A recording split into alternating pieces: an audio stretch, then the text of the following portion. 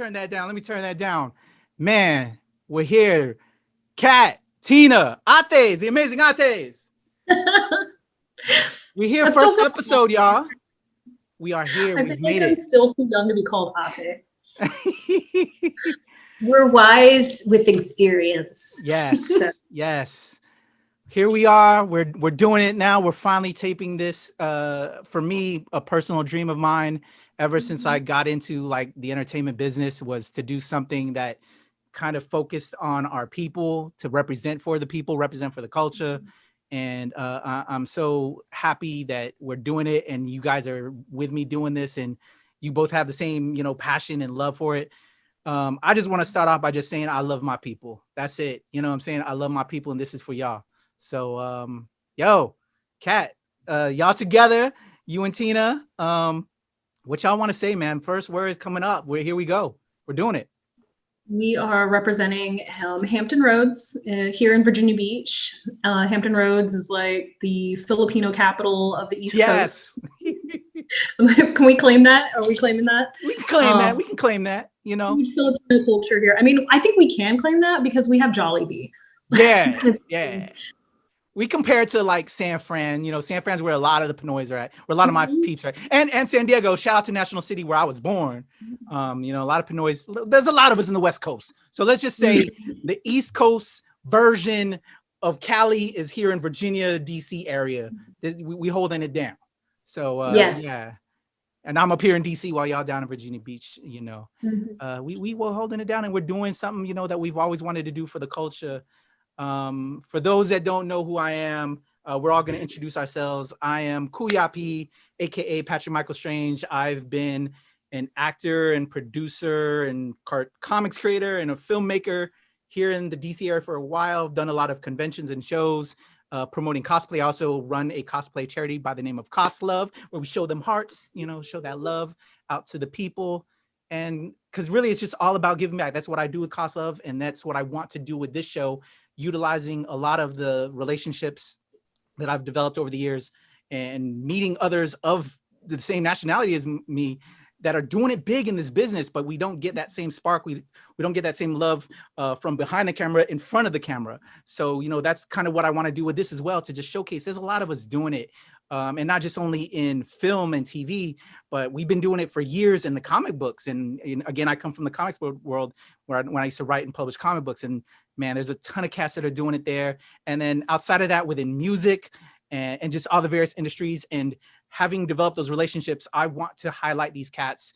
And also at the same time, having grown up Filipino as a Filipino American, I knew more American stuff than my Filipino side, and I want to learn a lot about that. And so the key thing for me with this is, taking you all on this journey that I take along with the Ates, Tina and Kat, as we learn together and embrace who we are as a people. Because if you don't know yourself, what's the word? I'm gonna throw it to Tina and Kat to talk about themselves. I'm Ate Kat. I've been a public school educator for like 9 years. And I love to learn and I love to teach things. And when I was growing up, I am Filipina mestiza on my father's side, actually. But I grew up with my white family. And so I don't actually have a lot of traditional Filipino American experiences. And I just figured that this was a really great way for me to kind of turn my love for learning into something that's like a passion project for myself, with learning kind of the culture that I haven't had a chance to experience yet. So I will be learning along with you guys. And I am Ate Tina. I've been on the nerd scene. I've been on the nerd scene for like 10 years, been cosplaying, going to conventions, doing all kinds of various projects, with conventions, and I've worked for some gaming companies and things like that. But this was really a passion project for the culture. 2020, we all had to pivot. And I told myself, like, I'm going to focus on doing something wholesome, doing something for the culture, and then doing something for me. So this is my project for the culture. I'm Mestiza Filipina on my mother's side. And even though I grew up doing a whole lot of different Filipino traditions. Like I said, we're in Hampton Roads. This is a hot spot for it. It always felt like it was something that made me different. And as I grew up, I had to learn how to embrace that and celebrate it. And this is an expression of that. So I'm really happy to be here. Love it, love it. So we are the Mestizo Mafia, if you will. Yes. Mestizo Mafia in the house. So we're all mixed kids. Yes, we are mixed kids, but nothing but love. And I think I forgot about myself. So yeah, I'm half as well, Mestizo Mafia. My mother is Pinay from Cavite City, and my dad is an Irish German cat that they met together when he was in the Navy, which I think is the way a lot of us came here from the Philippines. Yeah. So let's get into why we decided to do the show and how it kind of and just this past year and what's kind of spurred this on. I know for myself, the three of us, we probably would have done about 20 conventions by now. For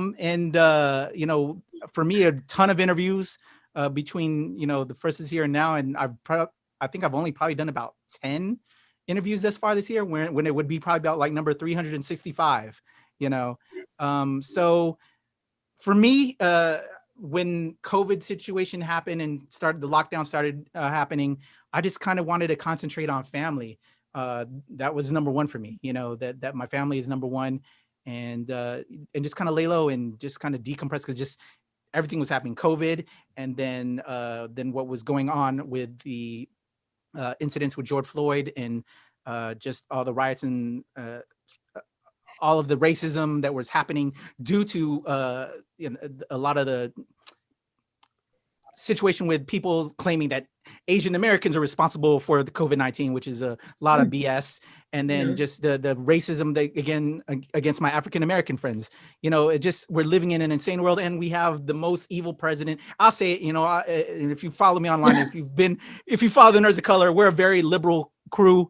But I'm very anti-Trump. I cannot stand that man, and I'm hoping the best for the future. But through all this depression, I had to take some time off for myself to just kind of take care of family. And while that was occurring, and not feeling creative, I was seeing a good friend of mine by the name of Loy Lee. He's a comedian, a stand-up comedian. Check him out at loyallycomedy.com. He decided to record his first comedy album, but he recorded it without an audience. It's a video concert that you can find at loyallycomedy.com. And he just did it. You know what I'm saying? He was like, as a comedian, that's how he makes his living. And he couldn't do it in front of a live audience. So he just like, I'm just going to do it and put it out there, because maybe this is how the future is going to be. That we're just, as comedians, as entertainers, we're just going to record and just talk to the camera without an audience. And I thought that was just very commendable of him to just do that and put his creativity out there. So he did that. And I had another couple of musician friends that were doing concerts just by streaming. So just all of these amazingly talented cats that were channeling their depression and their stress and their issues to just creating. That inspired me to, let me pursue this passion project I've always wanted to do, to just show love to my people and highlight the amazing people that I know and that are doing this. And that's how I got involved with ShoPowSho and got these lovely ladies to join me. And I would love to hear and have you all share, what you would like to see with ShoPowSho, what we're going to do, what you aspire for us to do. And, and again, with the audience that are watching this, please comment in the comments what you would like to see us do, because we want to grow and make this community together with you guys. Well, it's awesome. So for me, doing the show, like I said earlier, 2020, everyone's pivoting. We're all trying to keep with the flow, even though everything's getting shut down. I was cosplaying, going to conventions. I was very much an online presence for cosplay, and I really felt like that was just a sliver of the things that I actually did, which, I've done panels, I've done convention work, I've done brand awareness stuff, I've done marketing, I've done streaming and different avenues of creation. And I was like, I really need to pivot away from this. And, with the shutdown, that just gave me the time to really find my center again and find my happiness. And I found it on TikTok. So I fell into that through this quarantine, and I discovered that I really love restoring stuffed animals. So sweet. If you're on TikTok, that's like my newest passion project, and that's something it's really wholesome. I'm able to restore my stuffed animals from when I was a kid. I've been able to do that for other people, and just kind of like bringing more love into this time. And that's been keeping me going lately. Awesome. And now finally, I'm able to do my wholesome project, and now I can do my project for the culture. And I've always felt, with having, my fingers in everything, that I'm so blessed to really have a very diverse group of friends, a very diverse crew, a very multicultural experience. And it's so backwards to me because I didn't always feel that way. Like I was always struggling with identity, being a mixed kid and being, oh, am I Filipino? Am I white? I don't know. So kind of like now coming into who I am, I think I've finally found it. And just to be able to share that with people and to keep on exploring it, where it's like, yeah, I grew up with some Filipino culture, but I'd love to try new things. I'd love to talk about things that, things that I think are super weird that I always grew up with, things that I thought were super normal. And just sharing that with other people and then introducing people to the culture for that. And love it. I love it. Awesome. Kat, talk to us. Oh, yeah. What have you been up to during this COVID time? And oh my God, inspired in doing this. I've been doing a lot of Animal Crossing. I don't know. Before I got inspired by everybody. I was doing a lot of Animal Crossing with my wife and daughter, sitting on my little island up and everything. Yes. That's why you see Animal Crossing in our opening intro, because that's what I was doing during this COVID time was Animal Crossing. That's fantastic. I too fell into the Animal Crossing for a little while. So this was supposed to be kind of a different year for me. I've been teaching in public schools for about 9 years. I taught high school English, as well as community college composition and rhetoric courses. And I decided I wanted to do something a little bit different. So I signed up for the JET program to teach overseas in Japan for a year. And I was supposed to leave in September. But as we can see, that did not so much work out for me. But because I needed to tender my resignation for the transfer early, I ended up in this weird limbo where I'm not really working and I'm okay on money. But if you know anything about me, I am all about the hustle. I constantly have like a million side projects going. I've got podcasts. I do a horror review podcast with my good friend Cherry, Keeping It Creepy with Cherry and Kat, where we review horror media and from a female POC point of view. I tend to volunteer. I work at conventions. I do panels. I used to run Nerd Night trivia nights with Dave and Buster's. So I had a lot going on, and COVID just kind of put me, stopped me in my tracks. So instead, this year kind of became I feel like I stay so busy because I enjoy it, but also because it kind of keeps me from having to internalize so much.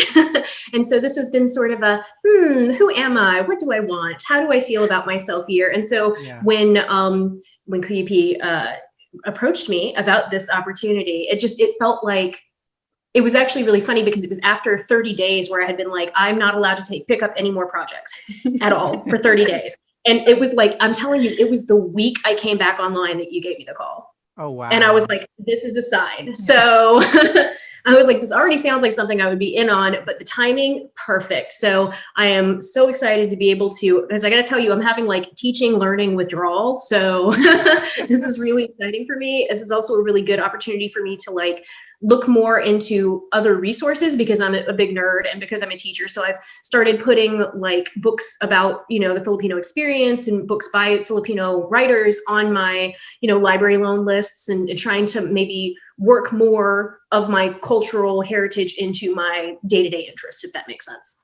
I love it. I love it. And I'm so honored and happy and excited that I got you at the right time, apparently. Yeah. So that's perfect. So I guess we'll talk about, what people can expect from us and what we're going to do. So like with this first episode, we've kind of introduced you guys to us. We are going to tape interviews with the three of us. We're all going to interview each other and then post that as separate episodes so you guys can dig into us a little bit more. We're going to really dig into each other. So I'm trying to figure out good questions to get out of Kat and get out of Tina. And I know they're going to give it to me. So stand by for that on our on the nerdsofcolor.org and on our YouTube. And but yeah, for this particular episode, this was our intro episode, but we have a special guest for this episode who you're going to see in a few minutes. We have that going on. So we'll have these interviews episodes with you guys, with us talking at the before and after parts of before the interview. And then we're just going to have like sporadic episodes where Tina and Kat may go to Jollibee, since I don't have Jollibee here in DC, although they are building one close to me in Maryland. So I may have to take a trip over to Jollibee. But there's also some amazing Filipino restaurants here in my area, and I definitely want to show them love, especially like in our intro video. There's Kababayan here in Woodbridge, Virginia, that is like my hometown place, and they're now actually upgrading to a full-fledged restaurant from just kind of being a small store with like also selling groceries. So I'm super excited for them. So shout out to Kababayan and Joe that runs the spot. There's a lot of things that we want to do and give you guys. I'm sorry, go ahead, Tina. Are they getting a banquet room and karaoke? I wouldn't be surprised because you know how we roll, yo. That's how we do. I was like, oh. It's all about community. It's all about people, and that's how we are as our culture, and that's what I love about our culture so much. But so with Kat, and we may have like little special episodes where, like Kat, you said you're digging and finding some books. We're gonna not just have entertainers. I plan to bring on people of various, elements, even just regular cats. But we'll have academics talking about the culture, activists, what they're doing in the community. We want to learn history. I'm actually delving into the Battle of Mactan right now with Lapu-Lapu and his story, because I'm going to be a guest on another podcast that's wanting me to talk about that stuff. So I'm going to bring what knowledge I know about that. But we want to bring real historians that know a lot more about the culture so we can all learn together. Ladies, any other things that you want to tell the audience what they can expect from us and what you guys want to do? Filipino mythology. Yes. Filipino DJs, nurses. Some nurses. Some of our cosplayer friends. Shout out to Ron and JC and Marie. We want to bring them through, talk about what they're doing, Absolutely. Like our New York Filipino, our New York Filipino crew, like that's one of my, like, I missed New York this year because there's such a big presence up there. Yeah. So I really miss New York Comic-Con this year. That was sad. Yeah. So, and again, this is another way for us. Like I said, it's been a terrible year. And for me, this has been therapeutic in a way. And I hope therapeutic for both of you guys as well, since it's going to be a minute until we have a vaccine that we can trust. I'm not trusting this shit that Trump is trying to roll out. Excuse me for my language, but I just get very heated about that guy. But, I think with this is a way for us to connect and talk about our culture and get with the people that we know and love that are doing it and get inspired, because that's what happens for me. And I'm sure by virtue of this it's happening for you guys as well. I miss people, but I'm really happy being inspired from home. Yeah, because we want to be safe. And then when we have a vaccine, then you're going to see a lot of episodes where I won't be in a room by myself. I'll actually be joined with Kat and Tina, and we'll be having some lechon, some food, some pancit. We're going to be on field trips. Yes. We're gonna do it all, and we're gonna just represent and hit us up. We have I'm gonna put it in the comments and in the description. Hit us up at ShoPowSho@gmail.com. Make sure you follow us on Twitter and IG at ShoPowSho. That's SHOPOWSHO. And I know I spelled ShoPow wrong, but I'm doing it in the theme of entertainment, so that's why it's SHOPOW. Okay. I just wanted to put that out there because some of my real deep Pinoy friends was like, man, you spelled ShoPow wrong, man. That's not how it's spelled. But it's about the show. It's about. I thought that. I saw it and I Googled it because I had to double check. It's art. I was like, I don't think that's right. Also, y'all was checking me too. You're like, Patrick ain't really spell ShoPow right. Yeah, I was like, are we? Okay, I get it. Because it's a show. Yes. All right. Yeah, go with it. Okay, so again, ladies, I can't thank you enough for joining me for this ride. It's going to be a long one, hopefully, and we're going to continue doing it for you guys. But let's introduce our first guest. Yes. He's a Filipino stand-up comedian. He's a resident headline comedian at the V Theater in Planet Hollywood. He's the first Filipino resident headliner on the Strip in Las Vegas. He has over 1 million views on YouTube. He's seen multiple times on Netflix. He tours with Gabriel Iglesias and Russell Peters. I'm talking about the one and only EDWIN San Juan. Check out these clips, get your laugh on, and then we'll be back with our interview with Mr. EDWIN San Juan. That's an ugly face, huh? I thought that face when I was going to the bathroom at my friend's house. He had one of those doors with the mirror on the back. I was like, I'm gonna make millions.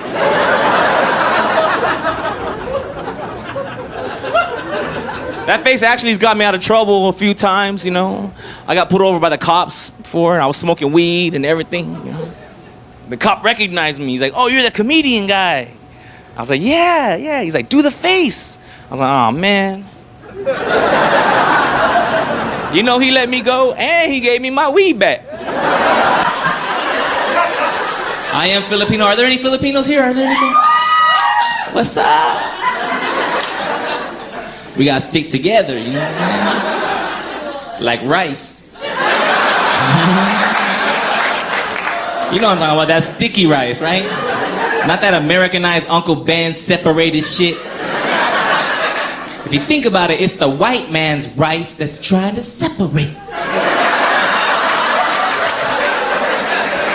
And why are the yellow pages separate from the white pages?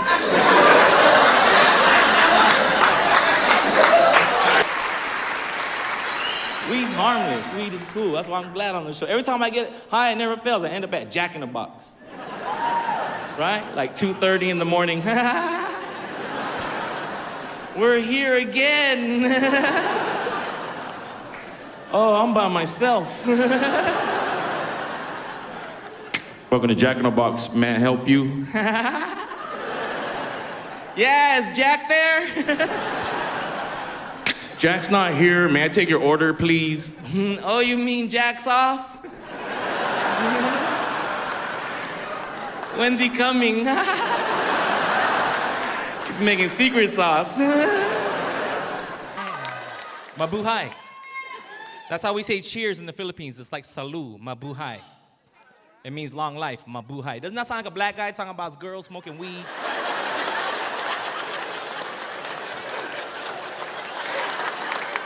What's wrong with your girl? Man, my boo-hi.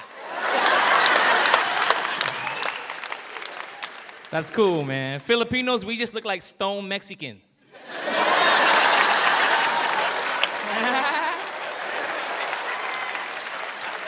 Yo, we are back. I am Kuya P with the amazing Ates, Kat, and Tina.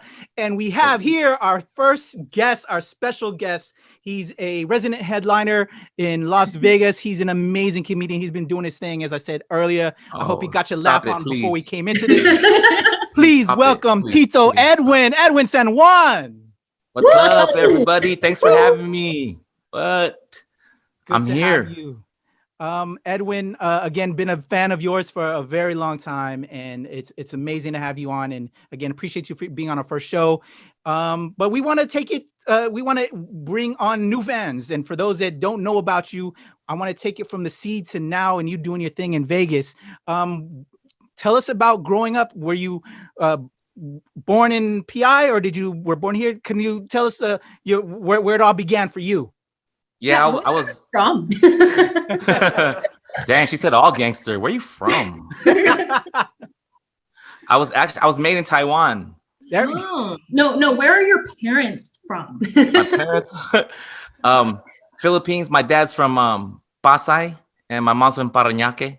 Okay. It's kind of by the airport. I think that's where they met, and they started boning down back in the days. But my dad was in the Navy, so we were born all over the place. My brothers were born in Guam, my sister in West Virginia, and then I was born in Taiwan. Okay. Wow, West Taipei. Virginia. Yeah, right. And then Taiwan, anything you buy, it falls apart and breaks after. Like, that's me. I got old. I'm going blind. I got arthritis. Like, oh God. Did you ever think it was like TMI? They told you that you were made in Taiwan. I was told that I was made in Japan, and I thought about getting actually a tattoo that said made in Japan. That's funny. Why do our parents do that? Did they tell you that you found you in the trash can too? Like, I found you in the trash can. Way too much. My name's Edwin Patrick. My parents told me I was named after a tugboat. That is adorable. Terrible. But I found out later it was a ship. It was a ship in the Navy. One of the ships was Edwin Patrick.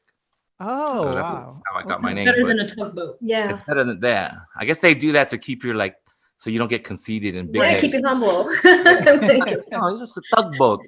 Yeah. Not a That's ship. what we call the dog. Trash can garbage collector. So born in Taiwan, and then you moved over here. You traveled with him while he was in the military? Yeah, I was the youngest of 4. So by then we ended up in Wilmington, California.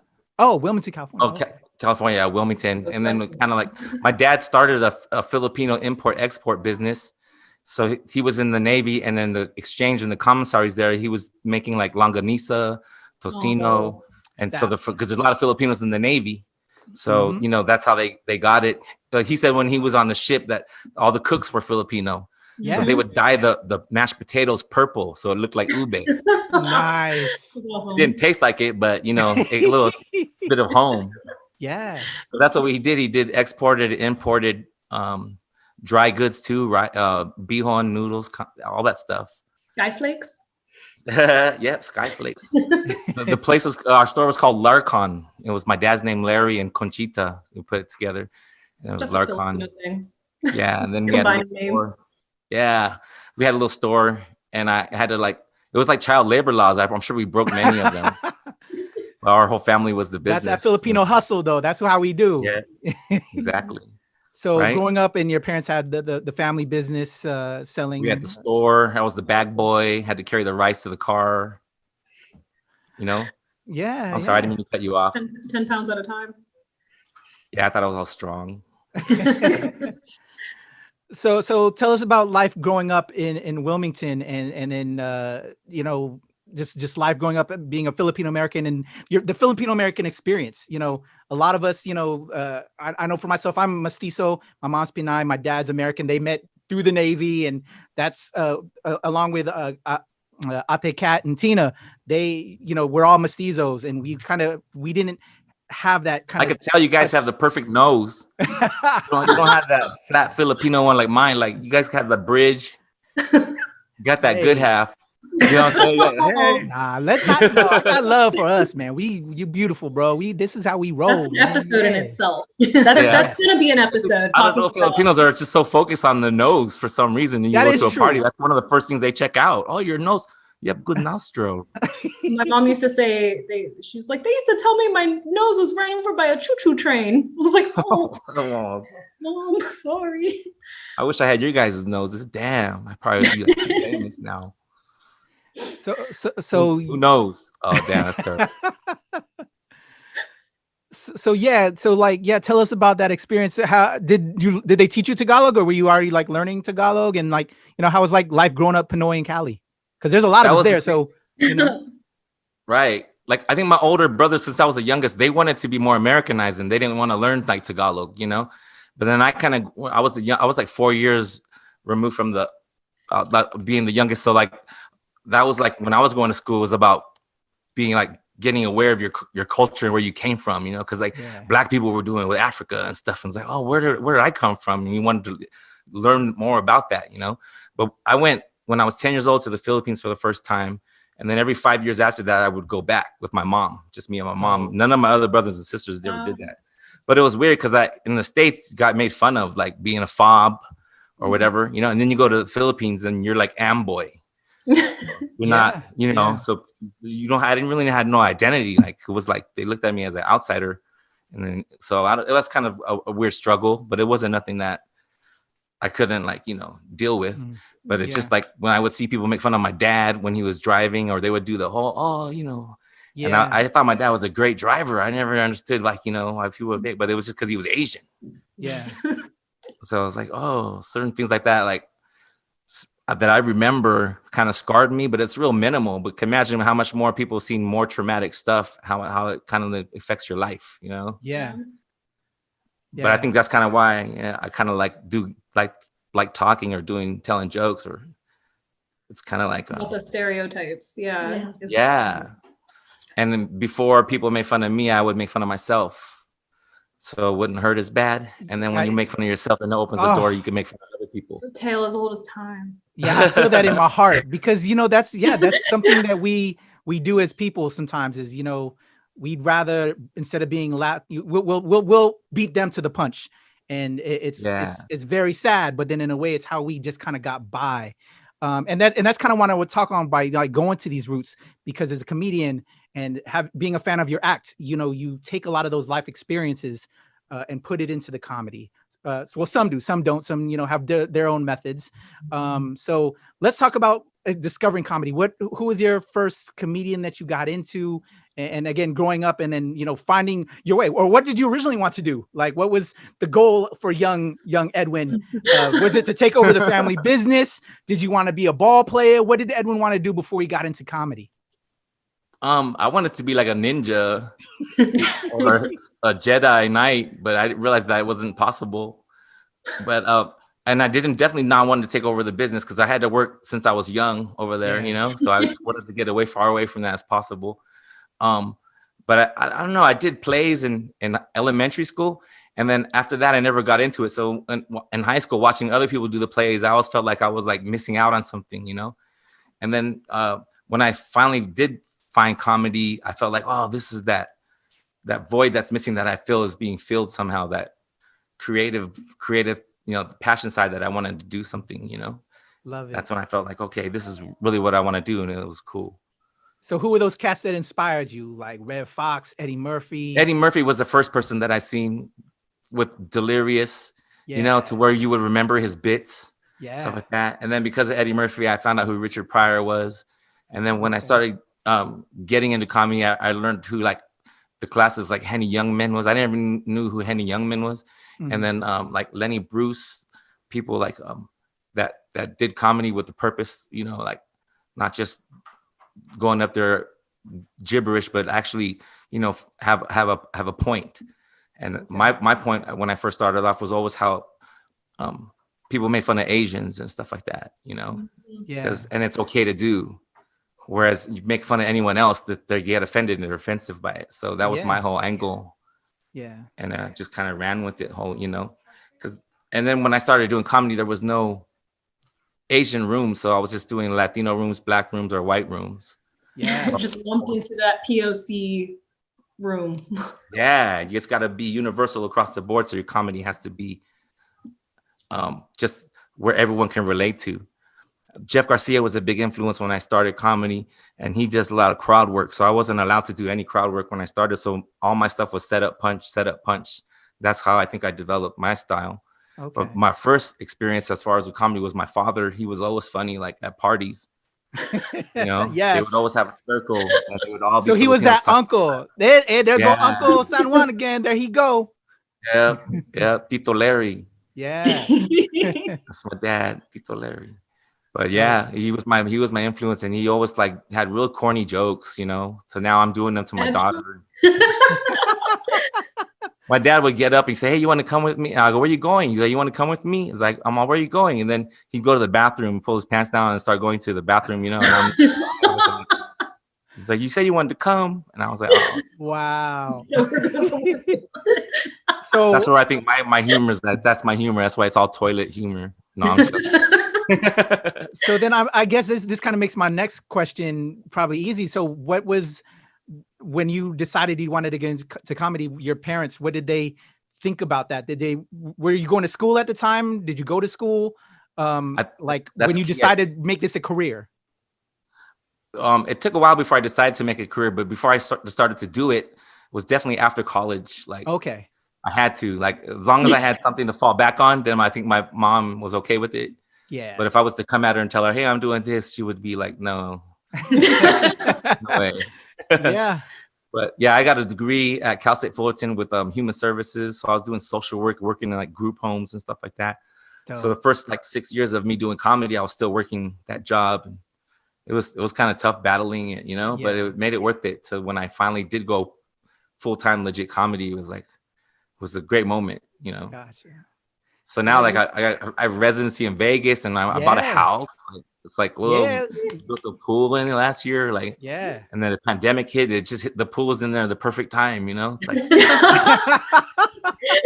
we do homeschooling with my daughter. We do recess in the swimming pool. Like, well, what? I was 5 years old. I never had recess in a pool. I never learned how to swim till I was in my 20s because it's just pools weren't around for us, like, you know. But people are like, you're Filipino, you know how to swim? You didn't have a gator pool on base? Yeah. Well, see, by the time we moved out, my dad was out of the Navy, so I wasn't around when they had the military bases because I was the youngest. Oh. But I always lied, though. I told my friends, yeah, I could swim. And I jumped off the high dive. I was like, just my yabang, you know, trying to show off all the time. And then they get called on it. And they're like, oh, I can't go. My mom said I can't go. The pool. So let's talk about them early days getting in. So like you're out of college now, you're in the mix. I gotta say, some of your earlier stuff that you did was at a time when I was kind of wilding out a little bit, and and some of your stuff seemed like you were kind of high, and you might have been, I don't know, but at the time I know I was high, and you would just, man, you gave me life, bro. I was laughing my butt off, and I'm like, that's a cat, you know what I'm saying? I kind of try to emulate your vibe amongst my peoples, you know, because it just really felt your comedy and your vibe. So yeah, so let's talk about some of the early stuff and, like, you know, trying to get into the game and you know, trying to find the rooms to play. And like you said, you had to like find your audience because there really wasn't an Asian room. You was in the white rooms, the black rooms, or whatever. Trying to just do this. So any stories you can recall or want to talk about? Yeah, definitely. But first of all, I mean, I just want to say it warms my heart, bro, that I something that I could do like that can like touch you and affect you that way. You know what I'm saying? So I appreciate that, because that's the best compliment that I could ever hear. Like, you know, that affected somebody in a way where, dude, you could, like, you know, feel more confident about yourself, or, you know, just the whole, we're not alone and stuff, you know, and it's cool. And there's other people that, like, whoa, wow, you know, I mean, I used to get mad, people like, oh, you can do that, I can do that too. And I would be like, wait a minute, it's not easy doing what I do. Not at all. Like, it's just a compliment, because when you do something really well, it looks like it's easy to do. Effortless.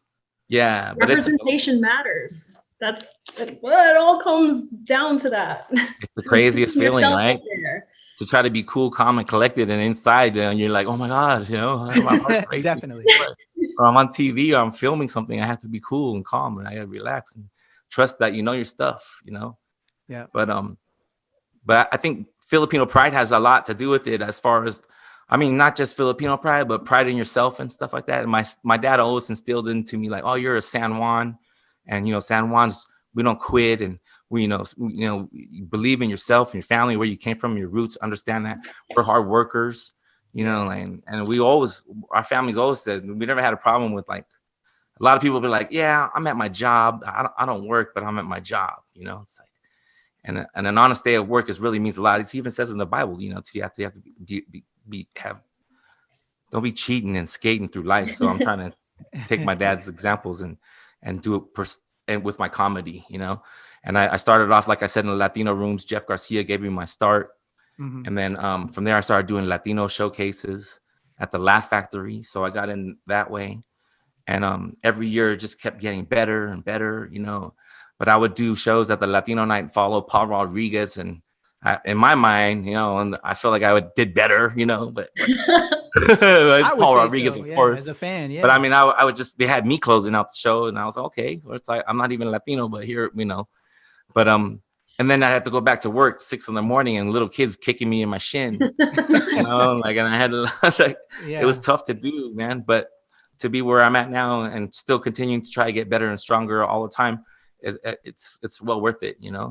I had to do a lot of stuff that was, but I endured it, and it's a proof that if you keep working hard at stuff and you keep at it, you'll get to that. You might not get to where you want to be, but you'll be in that area to where things are still obtainable, and it never stops. And it's till this day I can still say every year always does get better. It's like, yeah, and I want to definitely give you mad props in regards to that, because as again, I'm a fan. I'm aware that you have overcome some adversity with your health, and you've spoken about, I think I believe you did on the podcast you do with Edwin, the Edwin San Juan podcast with Loy.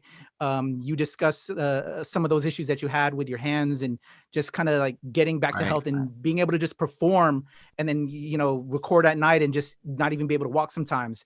And then you were also doing USO shows as well. And me being former military, again, I can't thank you enough for coming out to entertain us out there. Can you talk about just some of those adversities and overcoming that, and inspiring people by just still doing it, and maybe even talk about what you have to those that aren't familiar and can relate with that? Yeah, definitely. I mean, sometimes me and Loy were talking about it because we did a little road trip, but we sometimes comedians, people ask us, oh, after shows, do you hook up? You get like girls, or you get to meet with whatever.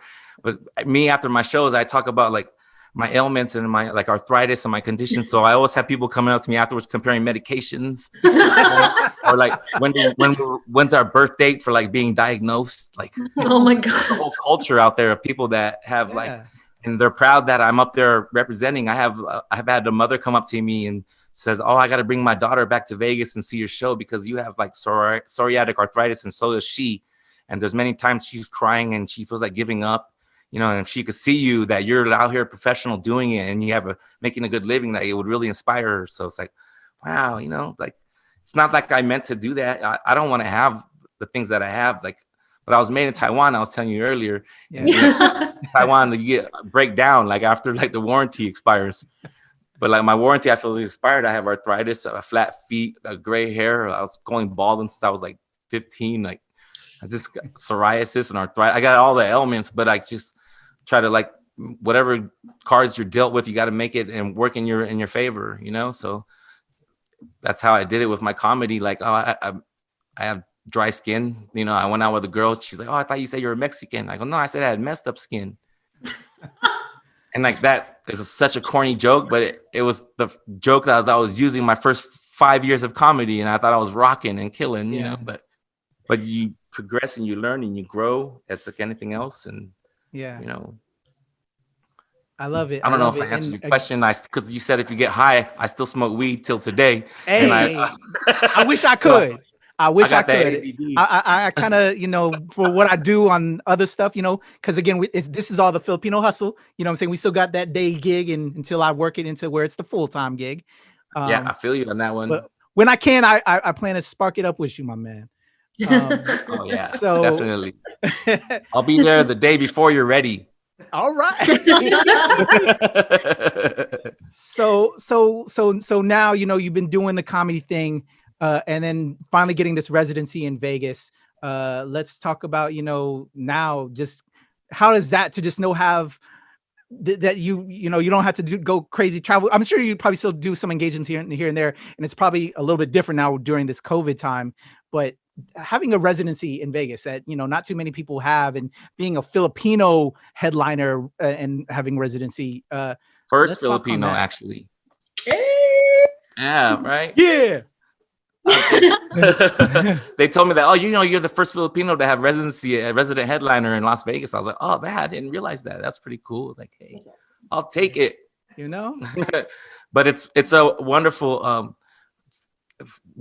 feeling to do something you love and be able to support your family, Yeah. And when my mom got sick, I stayed at home with my mom, at her pad, and I kind of put my career like to where it was at, and other people that I know were getting specials, and other people that came after me were getting stuff, and I was kind of like with my family, but I felt like that was where I needed to be, and then my girlfriend got pregnant, and then I got this residency. It kind of happened, my mom passed away, and I ended up was blessed with this spot here, and it's like my daughter is like best thing that's ever happened to me in my life. I was always worried. I want to be ready to have kids. I'm not ready to have kids, but honestly, I wish I would have had kids like 10 years ago. Like I'm too old. I want to be, yeah.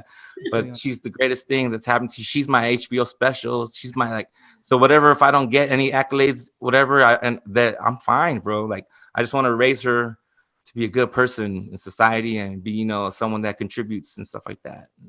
I feel that it's so much in my heart, because I've been in this game a while, and as you said, that those words and hearing it from you, from someone who's inspired me to just know that you've been on that same track, and you see all these other cats get ahead, and then you see different things happen, but everything has its purpose, and I know you have. It doesn't matter, purpose. Bro.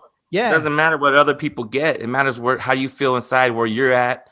Definitely. And I learned to be happy for other people. If you get it, yeah, you might have got your special stealing my jokes and stuff, but I'm happy for you, bro. You got a special. But I mean, that bitterness stuff and holding resentment and stuff is just, I'm already getting old already. I don't need to get older faster. Same. You don't need that negative energy in your life, man. And you can have all the stuff you have, but you can't have a happy family, or have a daughter like mine, or have, that love that's, can't replace that with anything, bro. So feel fulfilled in that way, because before it's like, I have to get this and I have to get that and I have to make that, or so-and-so got that before me. Like, oh, it's all out the window. It doesn't matter anymore. It's like, I love it. I love it. Ladies, did you want to have any more before I throw some more of my questions at him? Yeah, I had two, I think. So first of all, I know you mentioned that you had, you were playing a lot of, I guess, Latino rooms. You were on BET. There just wasn't really like an Asian space when you started out. Do you think that that's made your comedy more accessible, I guess, because you haven't really had a niche audience to talk to, or at least you didn't start off that way?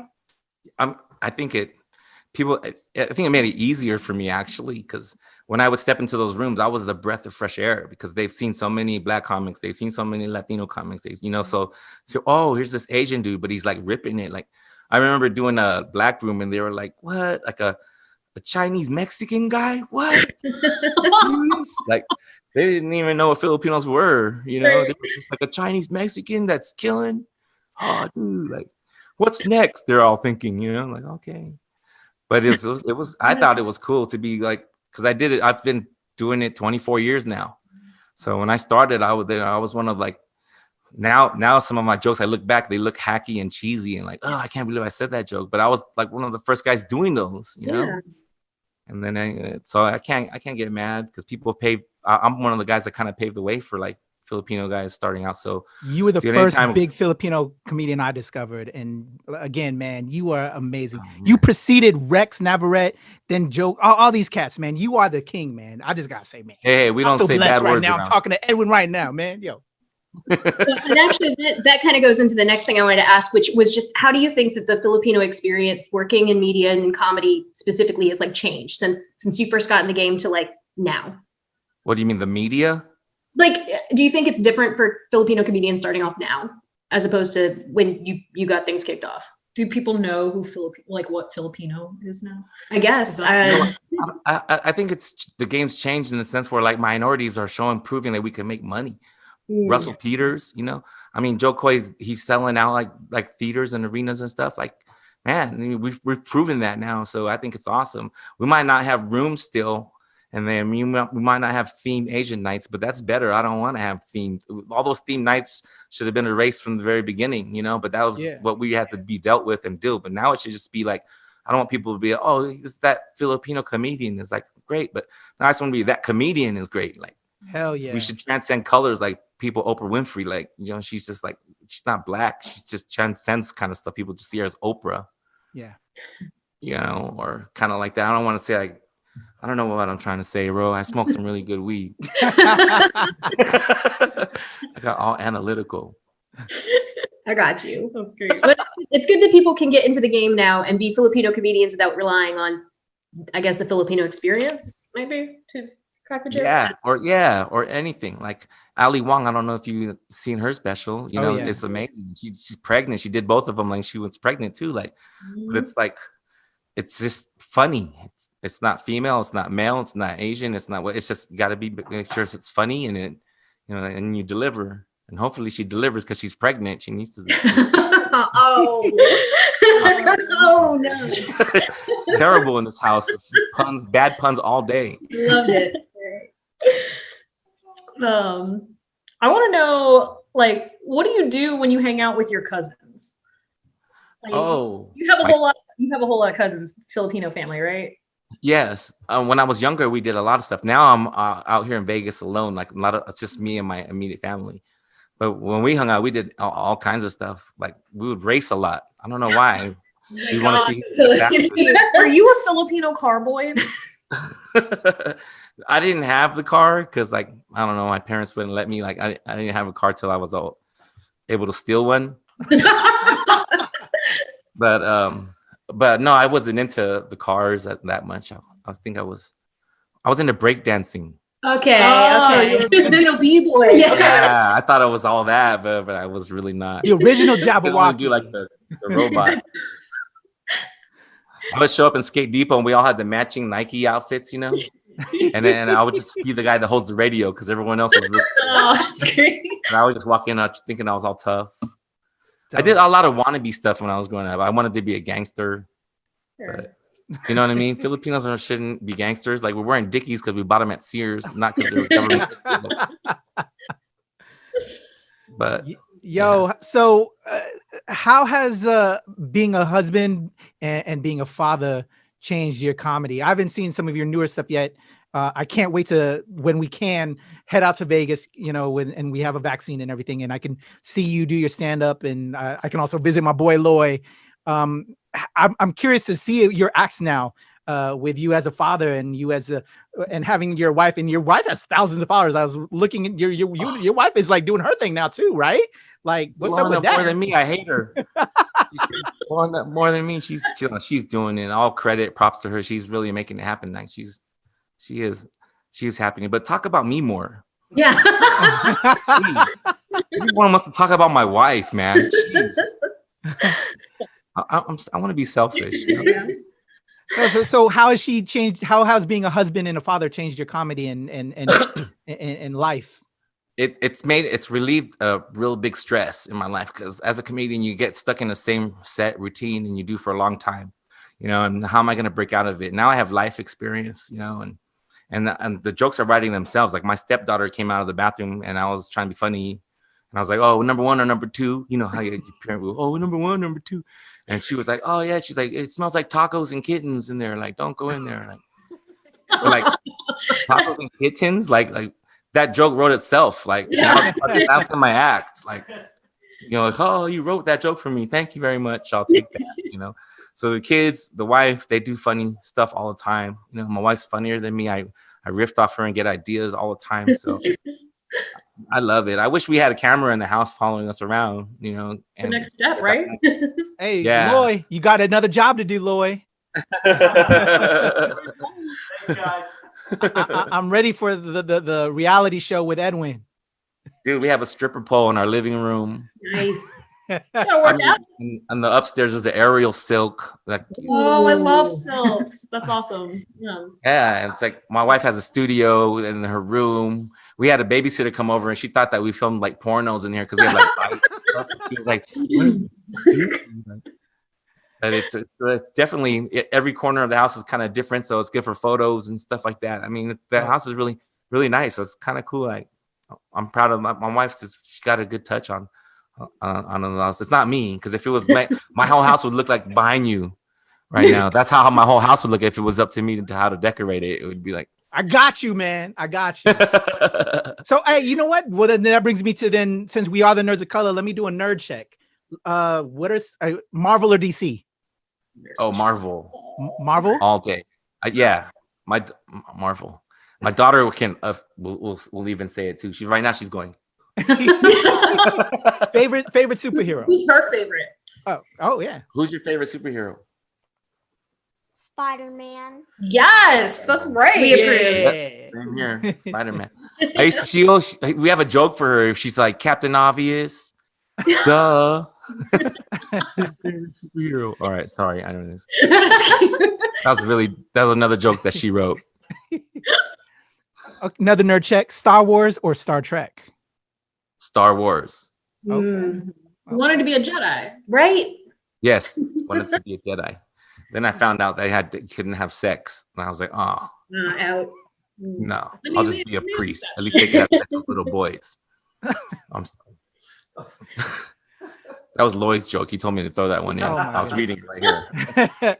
You gotta watch out for that guy sometimes. So how long do we have this residency at Planet Hollywood, and what more can we look forward to with you, Edwin, along with doing the EDWIN San Juan show podcast on your YouTube, and I'll put the link on the bottom as well for people to check that out.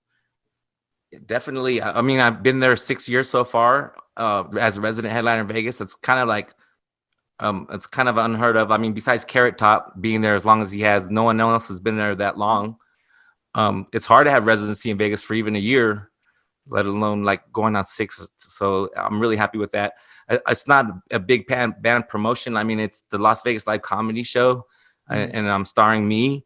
But so I'm not like plastered all over Vegas, like my face, but I'm kind of like there. But it's like that Chinese restaurant that everybody knows about. That's really delicious food. Like I'm that hole in the wall. That's me, the hole in the wall. The spot.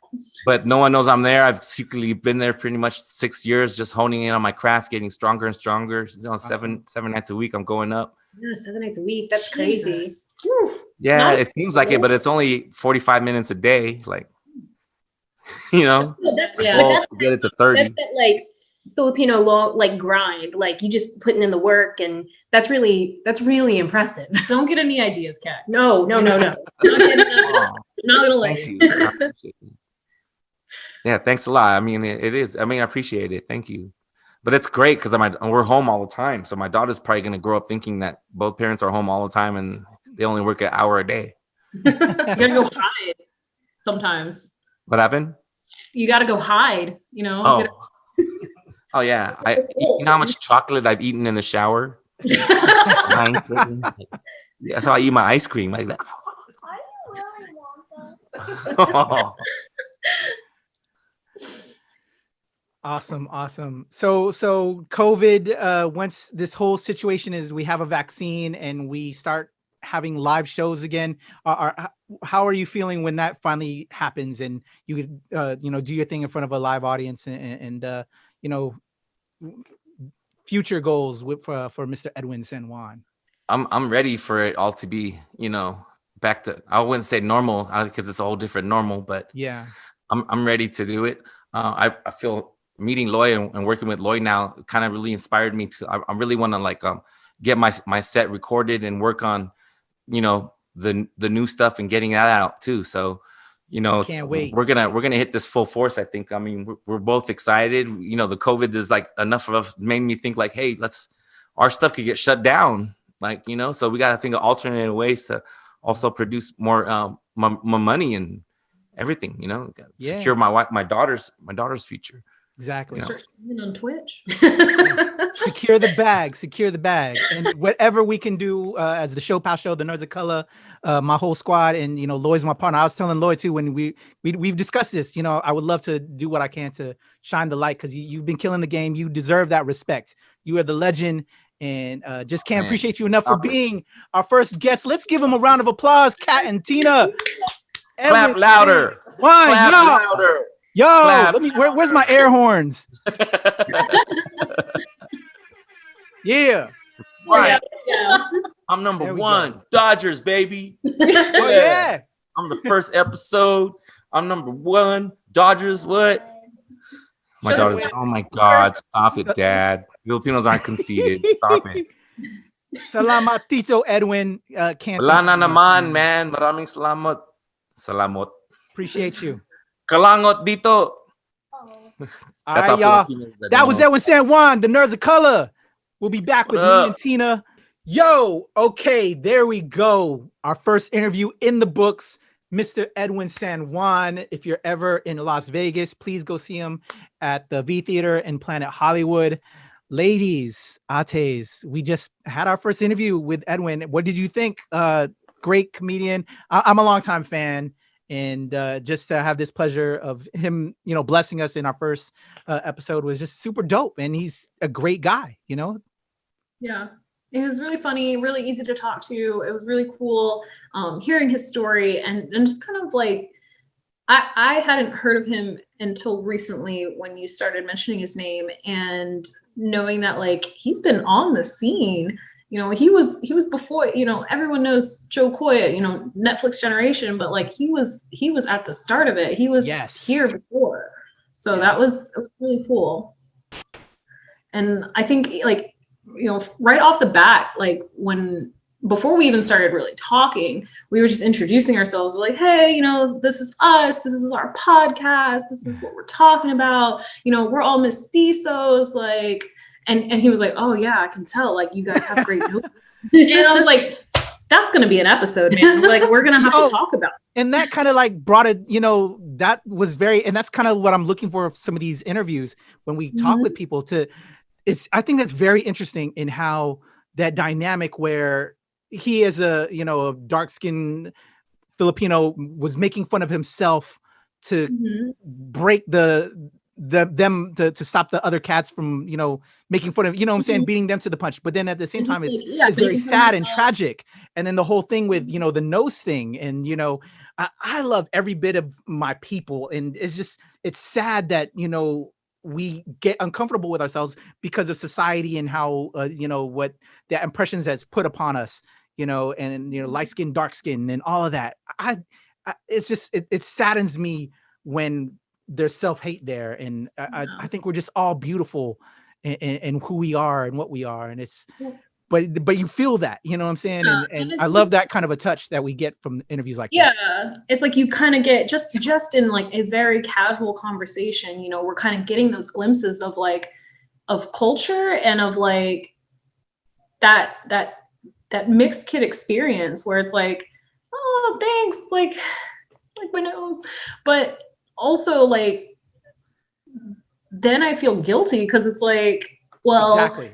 That is the direct reason why like I don't feel Filipino enough is the way that I look. So it's like, I'm telling you, this is going to be a whole episode. We're going to talk about this more. Yeah, we got to definitely bring that together because I'm with you there. I feel you because I love my people so bad, and it saddens me, you know, when they say something like that, or, you know, you're acceptable, you look like that.